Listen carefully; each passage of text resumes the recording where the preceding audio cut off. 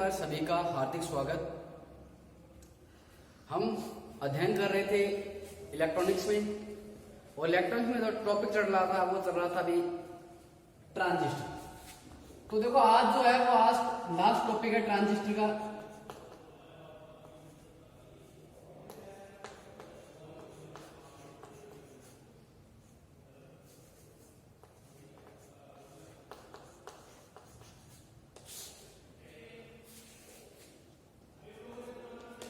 तो देखो आज का टॉपिक होगा वो होगा बाइसिंग।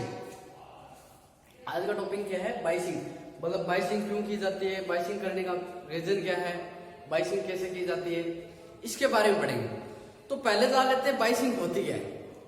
देखो बाइसिंग का मतलब है कि कोई आपका ट्रांजिस्टर है, उसको डीसी सप्लाई देने पर जो इनपुट या इनपुट सप्लाई देने पर आउटपुट में प्रदान करने लग जाए, वो क्या कहलाता है? अभी वो किसके कारण होता है? बाइसिंग कहलाता है। वो किसके कारण होता है? बाइसिंग का मतलब इसको हम इस तरीके से बोल सकते हैं कि जब किसी ट्रांजिस्टर को सप्लाई देते हैं, डीसी सप्लाई या इनपुट देते हैं, तो जिससे क्या होगा, वो एक्टिव मोड में चला जाएगा। कौन से मोड में चला जाता है? एक्टिव मोड में। और एक्टिव मोड में चला जाता है तो वो इक्विपमेंट है वो क्या हो जाता है? अभी ऑन हो जाता है और आउटपुट में सप्लाई देना प्रारंभ कर देता है। तो देखिए जिससे होता क्या है कि जो आपके जो सिग्नल है इनपुट सप्लाई के, उन सिग्नलों को क्या करने लग जाता है? एक्टिव मोड में जाते ही उनको बढ़ाने का, एम्पलीफाई करने का काम करने लग जाता है। एम्पलीफाई उनको बोलते हैं। जैसे ही एक्टिव मोड में आता है आपका ट्रांजिस्टर, उसी समय जो आपके सिग्नल है वो क्या हो जाते हैं? एम्पलीफाई हो जाते हैं और आउटपुट में हमें सप्लाई प्राप्त होने लग जाती है। जो बढ़े हुए सिग्नल है वो प्राप्त होने लग जाते हैं। तो हमें इसे बोल सकते हैं कि जब बाइसिंग क्या होता है? बाइसिंग जब ट्रांजिस्टर को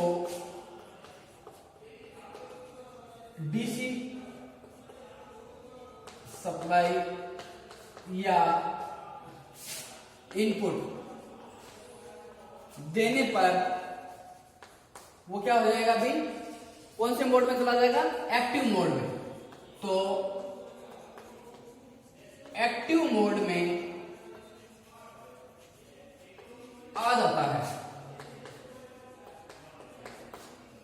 अब एक्टिव मोड में आ जाने से क्या होगा कि जो हमने इनपुट सप्लाई पे जो सिग्नल दिए थे वो क्या हो जाते हैं? उनमें इंप्रूव हो जाता है, वो एम्पलीफाई हो जाता है। तो जिससे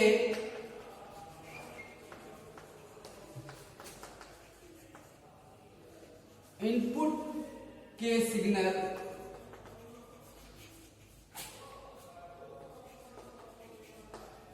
एम्पलीफाई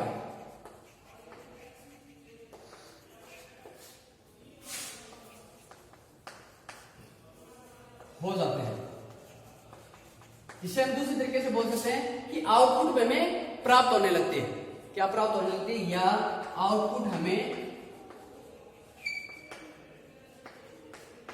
प्राप्त होने लगती है। प्राप्त होने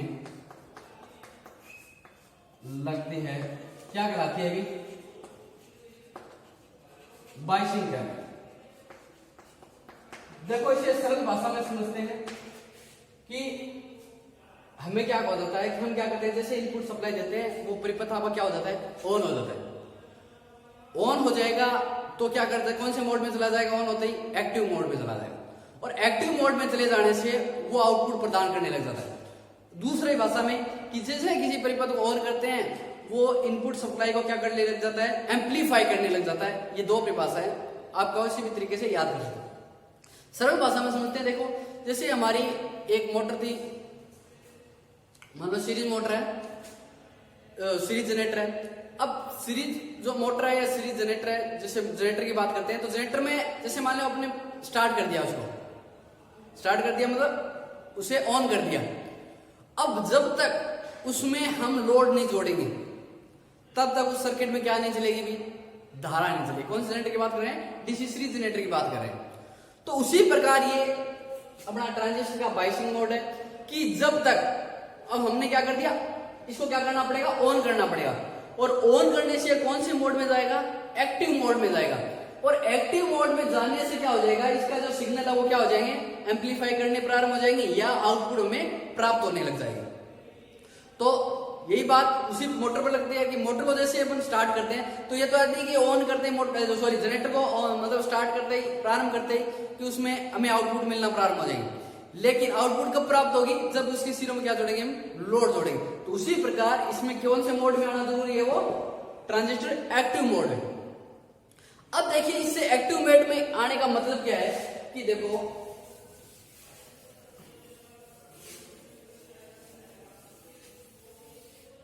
कि ट्रांजिस्टर की जो बाइसिंग होता है उसको एक्टिव मोड में आता है, उसके लिए बोलते हैं उसको एक क्यू बिंदु। मतलब क्यू बिंदु क्या होता है, किसी ट्रांजिस्टर का वो होता है वो एक्टिव मोड में आना जिस बिंदु पे आता है उसे किस बिंदु से जाना जाता है, क्यू बिंदु के नाम से जाना जाता है। उसे बोलते हैं ऑपरेटिंग पॉइंट। क्या बोलते हैं, ऑपरेटिंग पॉइंट, ऑपरेटिंग पॉइंट, या इसका दूसरा नाम है क्यू बिंदु। क्यू बिंदु क्या है कि वह पॉइंट जिसके ऊपर आपका जो ट्रांजिस्टर है वो कौन से बाइस में चला जाता है, कौन से मोड में आ जाता है, एक्टिव मोड में आ जाता है और उसमें कार्य करना प्रारंभ कर देता है। तो उस पॉइंट को किस नाम से जाना जाता है, ऑपरेटिंग पॉइंट या क्यू बिंदु के नाम से। अब देखो ये ऑपरेटिंग पॉइंट या क्यू बिंदु होता क्या है, ये क्या होता है कि इसमें क्या होता है, ये ऐसा पॉइंट होता है या ऐसा मतलब एक ऐसी जगह होती है, एक ऐसी पॉइंट, एक ऐसा मतलब निर्धारण होता है जिसके ऊपर जो ट्रांजिस्टर होता है उसकी दक्षता क्या होगी, मैक्सिमम। एक ऐसा पॉइंट जिसके ऊपर ट्रांजिस्टर की दक्षता क्या होगी, अधिकतम होगी तथा वो अच्छी तरीके से कार्य कर सकता है, वह उसका क्या कौन सा बिंदु कहलाता है, क्यू बिंदु कहलाता है। एक ट्रांजिस्टर का ऐसा मान, ऐसा बिंदु जिसके ऊपर वो क्या करने लग जाए,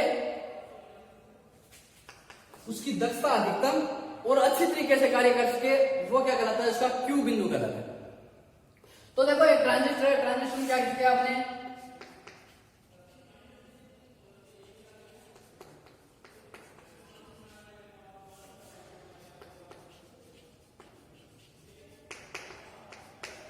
ट्रांजिस्टर को हमने क्या किया, डीसी सप्लाई दी जिससे वो कौन से मोड में आ गया, एक्टिव मोड में आ गया और काम करना प्रारंभ कर दिया। तो एक्टिव मोड में आता है, वहां पे क्या होता है, एक प्रचालन बिंदु होता है या इसको प्रचालन बिंदु ही बोलते हैं, जिसको ऑपरेटिंग पॉइंट इंग्लिश में बोलते हैं, ऑपरेटिंग पॉइंट।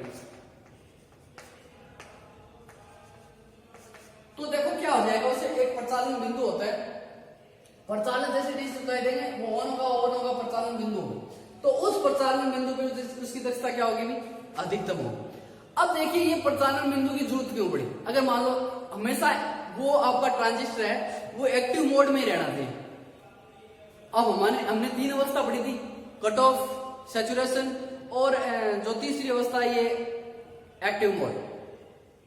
तो ट्रांजिस्टर एक्टिव मोड में रहेगा तभी वो कार्य करता रहेगा, और जैसे ही उसकी जो पोजीशन है वो चेंज हो जाएगी, पोजीशन जैसे कट ऑफ में चला जाएगा या सैचुरेशन अवस्था में चला जाएगा तो वो कार्य सही तरीके से नहीं करेगा। कार्य तो करता रहेगा लेकिन सही तरीके से कार्य नहीं करेगा, मतलब उसकी जो दक्षता है वो क्या हो जाएगी, भी कम हो जाएगी और वो उसकी जो कार्यशैली है वो कमजोर हो जाएगी। तो जिसके लिए हमेशा क्या ध्यान रखना है आपको कि जो ट्रांजिस्टर होता है वो कौन से मोड में रहना चाहिए, एक्टिव मोड में रहना। और एक्टिव मोड से क्या नहीं होना चाहिए, चेंज नहीं होना चाहिए। अब देखिए एक्टिव मोड में रहेगा तो ट्रांजिस्टर के जो हमने जो ट्रांजिस्टर पढ़ा था उस ट्रांजिस्टर के जो जंक्शन थे दो जंक्शन बन रहे थे, दो जंक्शन बन रहे थे। एक पहला जो जंक्शन था वो था अपना कलेक्टर एमिटर बेस जंक्शन और दूसरा जंक्शन था वो था कलेक्टर बेस जंक्शन।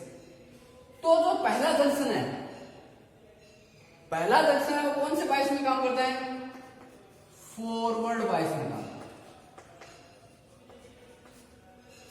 और जो दूसरा जंक्शन है कलेक्टर बेस जंक्शन, वो कौन से बायस में करता है, अभी रिवर्स बायस में काम।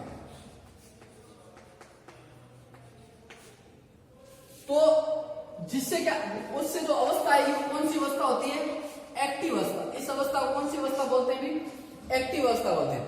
अब इस अवस्था में ही जो ट्रांजिस्टर होता है वो क्या होता है, मैक्सिमम दक्षता पे काम करता है। इस दक्षता से ना तो सैचुरेशन में जाना चाहिए और ना ही कट ऑफ में जाना चाहिए। अब सैचुरेशन और कट ऑफ में क्या हो जाता था, सैचुरेशन में दोनों में फॉरवर्ड वाइज में काम करने लगता था, और जो अपनी तीसरी अवस्था थी कट ऑफ, उसमें दोनों में जो दोनों जंक्शन में कौन सी अवस्था में काम करने लग जाते थे, रिवर्स वाइज अवस्था में। तो हमेशा आपको याद रखना है कि क्यू बिंदु कौन सा होता है, एक ऐसा पॉइंट जिसके ऊपर ट्रांजिस्टर होता है वो मैक्सिमम दक्षता पे काम करे। उस जो ट्रांजिस्टर की जो बाइसिंग का वो जो बिंदु होता है उसे किस बिंदु नाम से जाना जाता है, क्यू बिंदु में जाना जाता है। और जो क्यू बिंदु है वो हमेशा तो एक्टिव मोड पे ही कार्य करेगा, एक्टिव मोड पे ही उसको ध्यान रखें। अब एक्टिव मोड है वो चेंज नहीं होना चाहिए, क्योंकि जैसे ही एक्टिव मोड चेंज होगा आपकी जो ट्रांजिस्टर की जो कार्य प्रणाली है उसमें क्या होगा, इफेक्ट पड़ेगा। अब देखिए एक बात कि जो आपका ट्रांजिस्टर है, ट्रांजिस्टर की देखो जैसे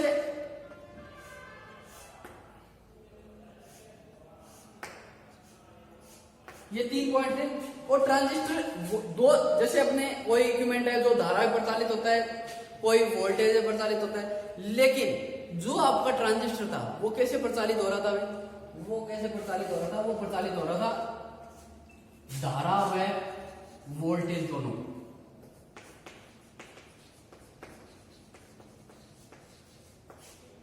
ट्रांजिस्टर कौन सी युक्ति है, धारा व वोल्टेज से दोनों से मतलब दोनों से प्रचालित युक्ति होती है। तो इसमें आपको क्या याद रखना है कि जो मतलब जो आयाम होता है, इनपुट सप्लाई देंगे हम जैसे, तो उसमें क्या होती है, धारा की ध्रुवता चेंज होती है। धारा क्या होती है अभी, ध्रुवता चेंज होती है। और जो ध्रुवता चेंज होती है उससे क्या हो जाएगा कि जो आपका जंक्शन है वो हमेशा ध्रुवता की मतलब इफेक्ट नहीं करता।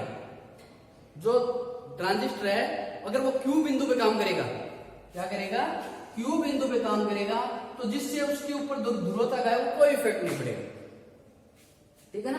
जो पोलरिटी चेंज होती है तो उसमें हम क्या बोलेंगे कि मतलब जैसे ध्रुवता चेंज होती है तो वो एक मोड से दूसरे मोड में चला जाता है।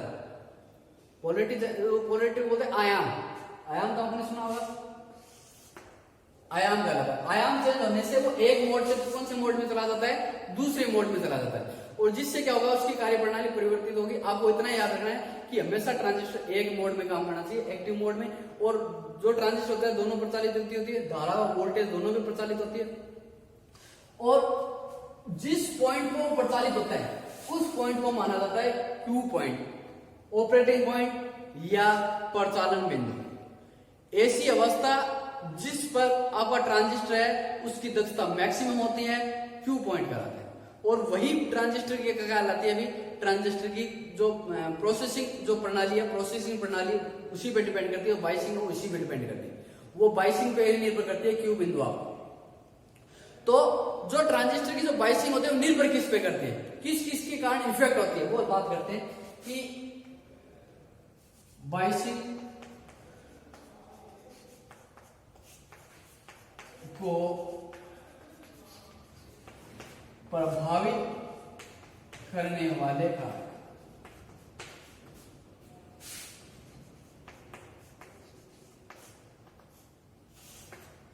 अब देखिए हमने एक चीज पढ़ी थी पीछे 48 युक्तियों में कि जैसे ही इसके तापमान में प्रयोग होता है इसके अंदर कंडक्टेंस या प्रतिरोध में चेंज होगा। तो एक तो डिपेंड करता है तापमान में, जैसे ही तापमान में परिवर्तन होगा या इसको हम बोल देते हैं क्यू बिंदु, क्यू बिंदु में चेंज होगा, ठीक है ना। बाइसिंग को प्रभावित करने वाले कारक या क्यू बिंदु के अंदर जो चेंज होगा वो किसके कौन सी कंडीशन में होगा, यदि तापमान में परिवर्तन होता है तो उसका क्यू बिंदु क्या होगा, अभी परिवर्तित होगा। दूसरी बात करते हैं होल्डिंग करंट। यदि कोई ट्रांजिस्टर है उसका होल्डिंग करंट के अंदर चेंज आएगा तो भी उसकी जो क्यू बिंदु है या जो उसको बाइसिंग है वो क्या होगी, भी प्रभावित होगी।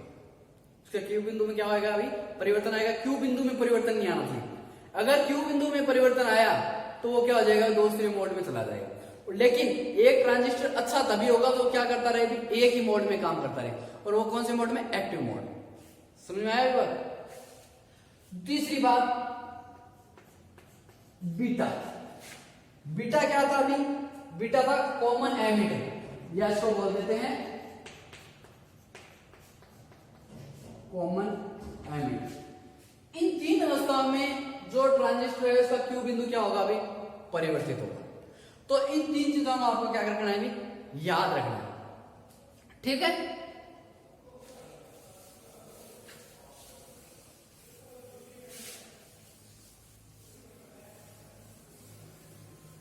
अब देखो, अब देखते हैं बाइसिंग की विधियां।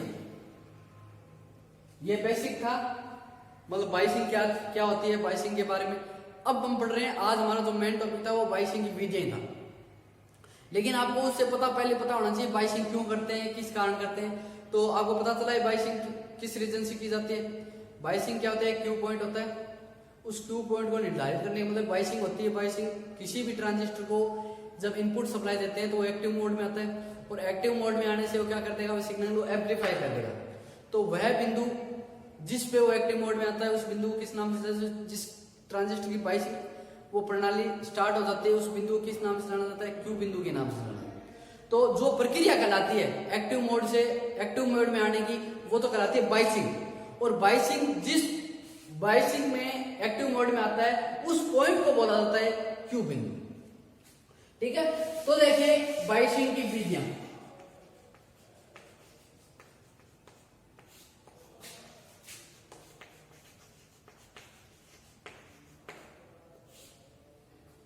अब देखिए बाइसिंग की जो विधियां होती है वो 4 प्रकार की होती है। कितने प्रकार की होती है, 4 प्रकार की। पहली है वह है फीडबैक प्रतिरोध बाइसिंग विधि। दूसरी है एमीटर प्रतिरोध बाइसिंग विधि, और तीसरी है वोल्टेज डिवाइडर बाइसिंग विधि, और जो चौथी है वह है कॉमन बेस बाइसिंग विधि। तो देखिए जो बाइसिंग की विधियां हैं उस विधियों में क्या होता है कि एक मैंने अभी बोला था, पर देखो जैसे मैंने बोला पहले बोला कॉमन जो आपका एमीटर प्रतिरोध है, फीडबैक बाइसिंग विधि है, और जो वोल्टेज डिवाइडर है फीडबैक, इसमें प्रतिरोध नाम दिया। तो प्रतिरोध क्या करता है, प्रतिरोध क्या करता है, बाइसिंग को सैचुरेट करता है, स्थिरता प्रदान करता है। इसमें प्रतिरोध का क्या कारण है, प्रतिरोध का क्या कार्य है, भी अगर आपको पूछ ले तो प्रतिरोध का क्या कार्य होता है कि इस बाइसिंग में क्या काम करता है, ये स्थिरता प्रदान करने का कार्य करता है। तो देखो जो पहली है वो है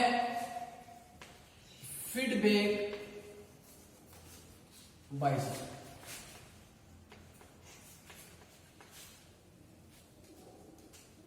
दूसरी है एमीटर प्रतिरोध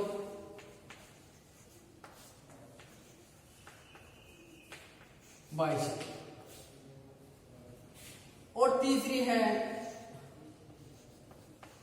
वोल्टेज डिवाइडर। अब देखिए वोल्टेज जो डिवाइडर होती है उसका एक नाम और होता है, उसे जाना जाता है वोल्टेज डिवाइडर को बोला जाता है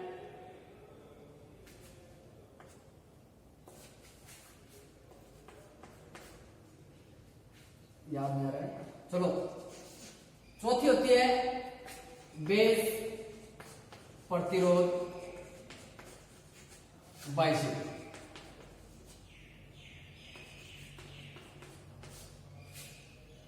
ठीक है। अब देखिए 4 विधियां हैं, फीडबैक बाइसिंग विधि, दूसरी एमीटर प्रतिरोध बाइसिंग विधि, बेस प्रतिरोध बाइसिंग विधि, और वोल्टेज डिवाइडर बाइसिंग विधि। अब देखिए, हाँ सॉरी, इसका नाम है यूनिवर्सल। तो क्या नाम है, दूसरा नाम है यूनिवर्सल। और जो यूनिवर्सल नाम है इसका वोल्टेज डिवाइडर का, एक बात याद रखना, ये सबसे इंपॉर्टेंट बाइसिंग की विधि, जो ये विधि है यह सबसे अच्छी बाइसिंग की विधि है और इसका सबसे ज्यादा यूज किया जाता है। अपन इसके बारे में विस्तार से पढ़ेंगे। तो आपको ये याद रखना है, जो दूसरा नाम है यूनिवर्सल, ये इंपॉर्टेंट है, भी आपको याद रखना है हमेशा कि इस आपको पूछेगा वोल्टेज डिवाइडर या यूनिवर्सल बाइसिंग कौन सी होती है, तो यूनिवर्सल बाइसिंग कौन सी होती है, वोल्टेज डिवाइडर की यूनिवर्सल बाइसिंग होती है। और ये सबसे इंपॉर्टेंट यूनिवर्सल नाम पूछ लेता है, तो आपको याद रखना है। अब देखिए ये 4 बाइसिंग है अपने चैप्टर में, फीडबैक, एमीटर, वोल्टेज डिवाइडर और बेस प्रतिरोध बाइसिंग। अपन है वो पढ़ेंगे वोल्टेज डिवाइडर यूनिवर्सल बाइसिंग विधि या वोल्टेज यूनिवर्सल बाइसिंग विधि के बारे में विस्तार से पढ़ेंगे।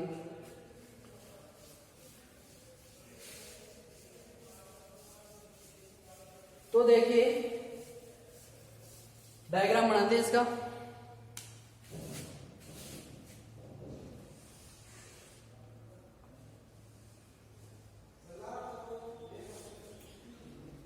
अब एक बात कि सबसे ज्यादा कौन सा ट्रांजिस्टर इस बाइसिंग में प्रयोग किया जाता है, वो प्रयोग किया जाता है इस बाइसिंग में एनपीएन। कौन सी बाइसिंग पढ़ रहे हैं हम, वोल्टेज डिवाइडर या यूनिवर्सल बाइसिंग।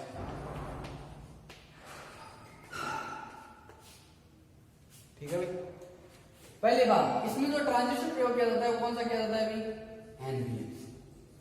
तो एनपीएन होगा तो इसमें धारा क्या निकलेगी, बाहर निकलेगी। दूसरी बात कि जो आपका जो ट्रांजिस्टर होता है वो कौन से प्रकार का है, एनपीएन। और एनपीएन में कौन सा होता है, कॉमन एमिटर। ये कल हमने लास्ट वीडियो में पढ़ा था कि जो सबसे ज्यादा कौन सा बाइसिंग का जो एमिटर है वो प्रयोग किया जाता है, एम्प्लीफिकेशन के लिए प्रयोग किया जाता है, वो प्रयोग किया जाता है कॉमन एमिटर। सबसे ज्यादा कौन सा होता है, तो कॉमन एमिटर और एनपीएन ट्रांजिस्टर होता है इसमें, ये आपको याद रखना। तो देखिए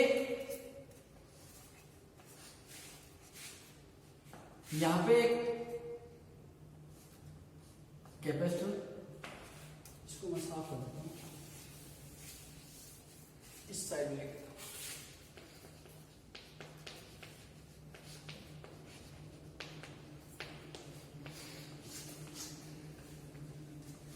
ठीक है। और ये है आपका इनपुट, यहां पे कैपेसिटर लगा हुआ है, ये बेस है, ये कलेक्टर है और ये एमीटर।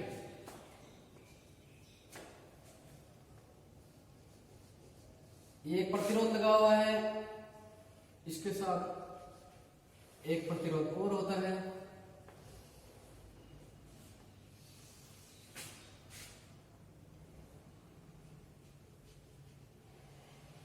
अब आपको क्या याद रखना है अभी, देखो हमने जितने भी पढ़े कि बेस प्रतिरोध बाइसिंग, जो एमीटर बाइसिंग प्रतिरोध, तो इसमें क्या करना है आपको कि जैसे एमीटर बाइसिंग है तो एमीटर के साथ क्या लगेगा, अभी रेजिस्टेंस लगेगा। बेस बाइस प्रतिरोध विधि के अंदर बाइसिंग की विधि में क्या लगेगा, एक रेजिस्टेंस लगेगा। और रेजिस्टेंस क्यों लगाया जाता है, ताकि जो आपकी बाइसिंग है उसमें क्या आ जाए, स्थिरता आ जाए। स्थिरता मतलब वो दूसरे पोजीशन में ना जा पाए, मतलब एक्टिव मोड से दूसरे मोड में ना जा पाए, उसका क्यू बिंदु क्या रहे, बिल्कुल स्थिर रहे, क्यू बिंदु उसका क्या ना हो, चेंज ना हो। तो देखो हमने क्या किया कि जो कलेक्टर था उसके साथ क्या जोड़ दिया, भी एक प्रतिरोध जोड़ दिया, और एमीटर के साथ भी क्या जोड़ दिया, भी एक रेजिस्टेंस जोड़ दिया।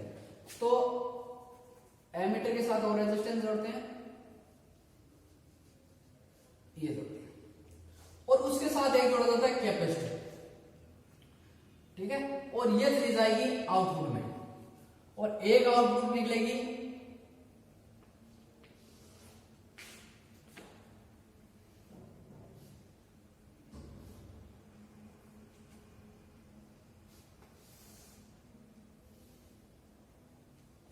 यहां से।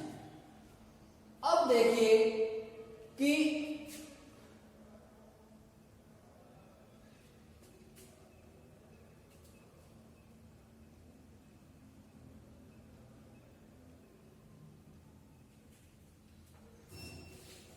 ये थोड़ा सा मिस्टेक हो गया,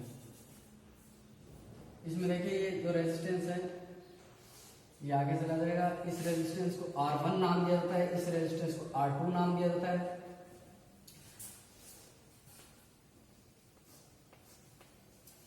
ये कैपेसिटर है, सॉरी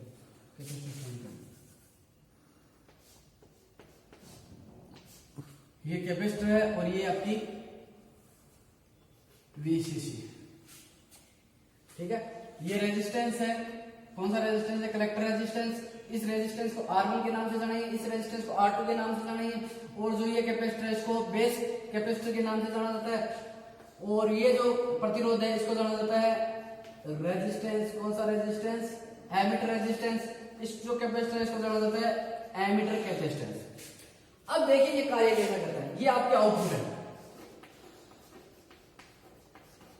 और ये यहाँ पे जो दोनों प्रतिरोध लिखे हुए हैं ये VCC लिखी हुई, यहाँ पे बाइसिंग की जाती है, यहाँ पे क्या की जाती है? बाइसिंग। अब देखो ये कार्य क्या कैसे करता है। इसमें देखो 3 कैपेसिटर लगे हुए हैं, एक तो एमीटर कलेक्ट जो आपका कैपेसिटर है, एक बेस जो कलेक्टर है, और ये है आउटपुट। तो देखो जो आउटपुट का जो कैपेसिटर है इसका काम क्या होता है कि जो आउटपुट की जो करंट चल रही है उसको क्या ना आने देना, वापस इनपुट में ना आने देना। कि जो आउटपुट में जो करंट चल रही है उसको क्या ना आने देना, रिवर्स में आने ना देना, वापस इनपुट में ना जाने देना। ये किसका काम होता है? इस आउटपुट कैपेसिटर का काम होता है। इसका काम क्या होता है? लोड करंट को इनपुट में जाने से रोकना, ठीक है भाई। अब देखो रेजिस्टर मैंने अभी बताया था, रेजिस्टर क्यों लगाते हैं? ताकि आपकी बाइसिंग क्या रहे? स्थिर रहे। तो देखो एक कलेक्टर के साथ रेजिस्टर लगा हुआ है, यहाँ पे ये दो कैपेसिटर लगे हुए हैं R1 और R2। अभी जो विधि है वो कौन सी है? Voltage divider. तो ये वोल्टेज को क्या कर रहे हैं? यहाँ पे डिवाइड करने का काम कर रहे हैं। इसी के ऊपर इस विधि का नाम पड़ा है वोल्टेज डिवाइडर, ठीक है भाई। यहाँ पे 2 रेजिस्टेंस लगे हुए हैं, क्या काम करते हैं? वोल्टेज को डिवाइड करने का काम करता है। और दूसरी बात आपको सीधा सा पूछ ले कि भी बाइसिंग में प्रतिरोध का क्या कार्य है, तो आपको बताना है कि बाइसिंग में जो प्रतिरोध का काम क्या होता है? बाइसिंग को स्थिरता प्रदान करने का काम किसका होता है? प्रतिरोध का काम होता है। तो देखो अब जो बाकी जो विधि है, बेस प्रतिरोध बाइसिंग विधि, एमीटर प्रतिरोध बाइसिंग विधि, उसमें जो बेस है उसके साथ प्रतिरोध लगेगा, बेस बाइसिंग विधि है, और एमीटर है उसमें एमीटर के साथ लगेगा। लेकिन यहाँ पे देखो हमने कलेक्टर के साथ लगा रखा है, एमीटर के साथ लगा रखा है, ठीक है। और ये 2 लगा रखे हैं, ये किसका काम करते हैं? वोल्टेज डिवाइडर का काम करते हैं। और देखिए जो बाइसिंग कैपेसिटर है इसका काम क्या होता है कि जो डीसी जा रही है, जो इनपुट सप्लाई में जो डीसी जा रही है उसको मतलब सही तरीके से अपने अंदर से जाने देना, ये किसका काम होता है? कैपेसिटर, बाइसिंग का जो कैपेसिटर होता है इसका काम होता है, ठीक है। उस डीसी को अपने अंदर से क्या करना, अभी प्रचालित उसको अपने अंदर से जाने देना। और डीसी को अंदर कैपेसिटर होता है वो बाधा उत्पन्न नहीं करता, क्योंकि डीसी के अंदर क्या नहीं होती है? अभी फ्रीक्वेंसी नहीं होती, और फ्रीक्वेंसी नहीं होती तो उसमें वो कोई बाधा उत्पन्न नहीं करेगा, ठीक है। और जो प्रतिरोध अनंत बाधा उत्पन्न करेगा। डीसी के अंदर क्या बाधा उत्पन्न करेगा? अनंत बाधा उत्पन्न करेगा। तो डीसी के जो आयाम है उसको जाने से कौन रोकता है? अभी ये इनपुट सप्लाई का जो डीसी की आवाज है उसको जाने, डीसी के जो आयाम होते हैं उस आयाम को इनपुट सप्लाई में प्रवेश करने के लिए रोकता है, और जो सही होते हैं उनको गुण धर्मों के अंदर जो उसको पार करते हैं उसको अपने अंदर से जाने देता है, ठीक है ना। क्योंकि फ्रीक्वेंसी नहीं होती, 1.0, तो बाधा क्या होगी? भी अनंत होगी, किसकी? कैपेसिटर की। और जो इंडक्टर होता है वो कोई बाधा उत्पन्न नहीं करता। तो देखिए जो ये कैपेसिटर है, ये कैपेसिटर क्या काम करता है कि जो एमीटर की जो करंट है, एमीटर की जो करंट है उसको क्या करने का काम, जो जिसे लीकेज करंट बोलते हैं, उस करंट को क्या करता है? अभी ये लीकेज करंट को अर्थ में भेजने का कार्य करता है, अर्थिंग करने का काम करता है। उस करंट को किस में कर देता है? भी अर्थिंग में कर देता है। पहले कैपेसिटर काम, आउटपुट में जो धारा चल रही है उसको इनपुट में नहीं जाने देने का काम, पहले कैपेसिटर काम। बेस जो कैपेसिटर का क्या, जो आपके इनपुट सप्लाई की जो डीसी सप्लाई है उसको अपने अंदर से प्रोवाइड होने देना, अपने अंदर से जो गुण धर्म उसके अंदर पार कर रहे हैं उसको अपने अंदर से सप्लाई करने देना। और तीसरा होता है जो एमीटर, जो कैपेसिटर एमीटर होता है, उसका क्या काम होता है कि जो इसमें से जो धारा चल रही है उसको काम करना, अर्थिंग करने का, प्रदान करने का काम करता है। ये जो बाइसिंग है यूनिवर्सल बाइसिंग, इसको दूसरे नाम से जाना जाता है यूनिवर्सल बाइसिंग। आपको याद रखना है प्रतिरोध का काम है स्थिरता प्रदान करना, कैपेसिटर प्रत्येक कैपेसिटर का अलग अलग काम आपको बता दिया है। और इसके अंदर जो ट्रांजिस्टर प्रयोग किया होता है एनपीएन ट्रांजिस्टर, और वो कौन सा होता है कॉमन एमीटर प्रकार का ट्रांजिस्टर बाइसिंग वाला होगा। और ये बाकी सभी की सेम प्रोसेस होती है। आपको जो सबसे ज्यादा प्रयोग की जाती है वो यही बाइसिंग विधि है। कौन सी बाइसिंग विधि? वोल्टेज डिवाइडर बाइसिंग विधि, या इसको नाम जाना जाता है यूनिवर्सल बाइसिंग विधि। और इसके अंदर जो प्रतिरोध होता है उसका काम क्या होता है अभी, वो जो आपकी स्थिरता प्रदान करना, बाइसिंग को स्थिरता प्रदान करना। एक बार और देख लेते हैं बाइसिंग क्यों की जाती है, बाइसिंग क्या होती है। बाइसिंग क्या होती है? बाइसिंग क्या होती है कि जब किसी सप्लाई होती है, डीसी सप्लाई देते हैं ट्रांजिस्टर को, तो वो एक्टिव मोड में काम करने लग जाता है, यानी जो इनपुट सप्लाई है उसके जो एम्पलीट्यूड है उसको क्या करने लग जाता है, एम्पलीट्यूड आउटपुट प्रदान करने लग जाता है। तो वो आउटपुट प्रदान करने लग जाता है किसके कारण? बाइसिंग के कारण। तो बाइसिंग जिस पॉइंट पे वो अधिकतम दक्षता के साथ काम करता है उस पॉइंट को बोलते हैं क्यू बिंदु, प्रचालन बिंदु और ऑपरेटिंग पॉइंट। ये आपको याद रखना। तीसरी बात अब वो क्या याद रखनी है कि हमेशा जो आपका ट्रांजिस्टर होता है, ट्रांजिस्टर की जो बाइसिंग विधियां होती हैं वो हमेशा बाइसिंग, कौन सी बाइसिंग में काम करना चाहिए? एक्टिव बाइस में काम करना चाहिए। एक्टिव बाइस से दूसरे बाइस में नहीं जाना चाहिए। अगर एक्टिव बाइस से दूसरे बाइस में चला गया तो ट्रांजिस्टर तो कार्य करेगा लेकिन उसकी दक्षता और वह सही तरीका से, दक्षता कम हो जाएगी और सही तरीके से कार्य नहीं कर पाएगा। तो ये बातें आपको याद रखनी है। और जो ट्रांजिस्टर होता है उसकी जो क्यू बिंदु किस किस पे ऊपर डिपेंड करता है, किस किस के कारण प्रभावित होता है, तो वो 3 पॉइंट थे। एक बीटा के ऊपर कॉमन एमीटर बोला था, दूसरा तापमान पे, और तीसरा था वो था होल्डिंग करंट पे। तो इन तीनों पॉइंटों को याद रखना है। और इसी के साथ जो अपना ट्रांजिस्टर है वो खत्म होता है। अपन नेक्स्ट टॉपिक पे जिक्र करेंगे, नेक्स्ट चैप्टर में बात करेंगे, वो बात करेंगे एम्पलीफायर पे। तब तक के लिए धन्यवाद।